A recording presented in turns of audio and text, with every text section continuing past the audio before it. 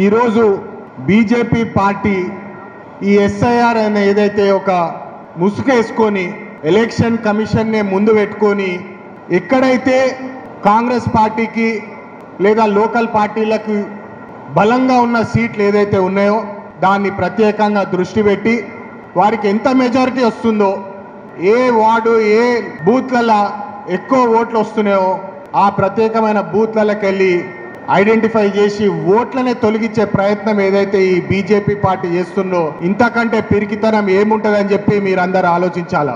ఒరిస్సాలో నవీన్ పట్నాయక్ గారిని ఓడించినారు, ఆయన సొంత సీట్ల. మళ్ళా తర్వాత వెస్ట్ బెంగాల్లో మమతా బెనర్జీ గారిని, మళ్ళా స్టాలిన్ గారిని తమిళనాడులో. అంటే గెలుపు ఓటమి అనేది రాజకీయాల్లో ఉంటుంది, కాదంటలేం. కానీ ప్రత్యేకంగా దృష్టి పెట్టి ప్రతి చీఫ్ మినిస్టర్ సిట్టింగ్ చీఫ్ మినిస్టర్ని కేవలము 5,000 ఓట్లు 4,000 ఓట్లతోటి ఏదైతే ఒక కుట్ర చేస్తున్నారో దాన్ని వ్యతిరేకించే బాధ్యత మనందరిలో ఉందని చెప్పి ఈ సభాముఖంగా ఒకసారి గుర్తు చేస్తున్నాను. రాహుల్ గాంధీ గారు ఓట్ చోరీ అని చెప్పి ఏదైతే నినాదం తీసుకున్నారో ఇప్పుడు మనం కల్లారా చూస్తున్నాం. ఓట్ చోరీ జరుగుతున్నది. ఒకటే ఇంట్లో 80 ఓట్ల కంటే ఎక్కువ రిజిస్ట్రేషన్లు అయినాయని చెప్పి వారు మనకు ఢిల్లీలో ప్రెజెంటేషన్ కూడా చేయడం జరిగింది. మరి అదే విధంగా ఒకటే పేరుతోటి ఎక్కడో యూపీలో రిజిస్టర్డ్ అయిన ఓటు మళ్ళా సౌత్లో అదే పేరుతోటి ఓటింగ్ ఉన్నది, మళ్ళా బెంగాల్లో అదే పేరుతోటి ఓటింగ్ ఉన్నది, మళ్ళా మహారాష్ట్రలో కూడా అదే పేరుతోటి ఓటింగ్ ఉన్నది అని చెప్పి ఇది ఎట్లా సహజం అని చెప్పి వారు ఎలక్షన్ కమిషన్ ని ప్రశ్నిస్తే దాన్ని కూడా సమాధానం ఇవ్వకుండా టాపిక్ డైవర్ట్ చేసి మీరు రైటింగ్లు ఇవ్వండి, మీరు పేపర్లు ఇవ్వండి, మీరు ప్రెస్లు ఇవ్వండి అని చెప్పి కిల్లిబిల్లి మాటలు చెప్పి టాపిక్ డైవర్ట్ చేసిరు. కానీ అసలు విషయం మీద వారు స్పందించలేదు. మనం అందరం కల్లారా చూసినాం. నీట్ పేపర్ల లీక్ విషయంగా వస్తే పేపర్లు అమ్ముకొని బతుకుతున్న ఈ మంత్రులు మన సమాజంలో ఉండాలా లేదా అని చెప్పి మీరు ఒకసారి ఆలోచించాలా. ధర్మేంద్ర ప్రధాన్ గారు నీట్ పేపర్లు అమ్ముకొని ఈరోజు ఏదైతే వారు మంత్రిగా కూర్చున్నారో వారు రాజీనామా చేయాలని చెప్పి దేశవ్యాప్తంగా నిరసన తెలుపుతున్నప్పుడు కూడా వారు మేము రాజీనామా చేయము, మీరేం చేసుకుంటే చేసుకోండి అన్న ప్రవర్తన మనం భరించాలా. అది కాకుండా సిబిఎస్ఈ ఎగ్జామ్ పిల్లలు ఏదైతే రివిజన్ కోసం ఏదైతే ప్రయత్నిస్తున్నారో దాని మీద కూడా పెద్ద స్కామ్ బయటకు పడుతున్నప్పటి తరుణంలో కూడా మీరు రాజీనామా చేయాలా, మీరు అక్కడ ఎట్లా కూర్చుంటారని చెప్పి ప్రశ్నిస్తే వారి దగ్గర సమాధానం లేదు. మన ఓటు హక్కు కాపాడడానికి ఈరోజు మనము BLA 2 మీటింగ్ పెట్టుకోవడం జరిగింది. మీరందరూ రాజ్యాంగం ప్రకారము మన ఓటు హక్కు ఏదైతే ఉన్నదో అంబేద్కర్ గారు ఏదైతే రాజ్యాంగంలో ఓటు హక్కు కోసం ఏదైతే ప్రయత్నం చేసినారో 70 సంవత్సరాల క్రితము వారు ఆలోచించి ఇట్లాంటి కుట్రలు జరుగుతాయని చెప్పి మనందరికీ ఏదైతే హక్కులు ఇచ్చినారో ఈ రోజు ఆ హక్కు చీల్చే ప్రయత్నం చేస్తున్నది ఈ బీజేపీ పార్టీ.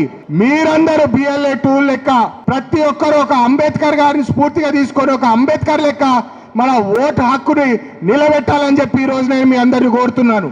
ప్రతి ఒక్కరూ అంబేద్కర్ గారిని ఒక స్ఫూర్తిగా తీసుకొని మీ బూత్ లెవెల్లో ఏదైతే అన్యాయం జరుగుతుందో దాన్ని గమనించి దాన్ని తరిమి కొట్టే ప్రయత్నము మీరు చేయాలని చెప్పి నేను మీ అందరిని కోరుతున్నాను. బీజేపీ పార్టీ ఏదైతే కుట్రలు చేస్తుందో ఆ కుట్రల వ్యతిరేకంగా మీరు గట్టిగా ఆన్ గ్రౌండ్ బూత్ లెవెల్ నుంచుంటేనే మన పార్టీ ముందుకు ఎదుగుతుంది. గట్టిగా అందరం ఒక్క తాటిపై వచ్చి గట్టిగా కొట్లాడితేనే అది సాధ్యమవుతుంది. మన పిల్లల భవిష్యత్తు అమ్ముకొని కూర్చుంటున్నారు, వాళ్ళు పేపర్లు అమ్ముకొని కూర్చుంటున్నారు, పెట్రోల్ ఖర్చులు పెంచేస్తున్నారు. మనమేమో మన పిల్లలతోటి బయటికి పోవద్దు, పెట్రోల్ ఖర్చులు తగ్గించాలని చెప్పి మోడీ గారు వచ్చి పెద్ద పెద్ద స్పీచ్లు ఇస్తారు. కానీ వారేమో ప్రైవేట్ జెట్లలో పోయి మెలడీ చాక్లెట్లు తినిపించుకుంటా ఆ ప్రైమ్ మినిస్టర్ ని కలిసి ఈ ప్రైమ్ మినిస్టర్ ని కలిసి ఫోటోలు తీసి రీల్ తీసి పెడతారు. కానీ మనం మన పిల్లలతోటి బయటికి పోవద్దా? మన పిల్లలు కష్టపడి ఎగ్జామ్లు పాస్ అయ్యి మంచి ఉద్యోగాలు తీసుకోవద్దా? వాళ్ళ మంత్రులు ఫారెన్ ట్రిప్లు కానివ్వండి, పెద్ద పెద్ద ఉద్యోగాలు ఫారెన్ యూనివర్సిటీలో వాళ్ళు చదవాలి. కానీ మన పిల్లలు ఈ పేపర్ లీకులు ఈ CBSE ఇష్యూలు చిక్కులలో పట్టుకొని సావాలనా? ఇది మీరు అందరూ గమనించాలి. మీరు రీసెంట్ గా న్యూస్ లో చూస్తున్నారు, బీజేపీ పార్టీ BRS పార్టీ ఒక్కటే. మీరందరూ గమనించాలి. వెస్ట్ బెంగాల్లో మా TMC సోదరుడు అభిషేక్ బెనర్జీ పోల్ విక్టమ్స్ ని కలవనికి పోతే నిన్న తుక్క కొట్టినారు బీజేపీ లోకల్ గూండాలు. మరి అదే విధంగా ఈ రోజు కళ్యాణ్ బెనర్జీ గారు వారు కూడా ధర్నాలో పాల్గొంటుంటే బీజేపీ వాళ్ళు వచ్చి వారిని కొట్టడం జరిగింది. అంటే మీరు మొన్న చూసుంటారు, కేటీఆర్ గారు కూడా చెప్తున్నారు, ఒక 30-40 కేసులుంటేనే లీడర్లు అవుతాం రాబాయ్ మనము అని చెప్పి వారు మన యువతని తప్పుదారుల ప్రోత్సహించే ప్రయత్నం చేస్తున్నారు.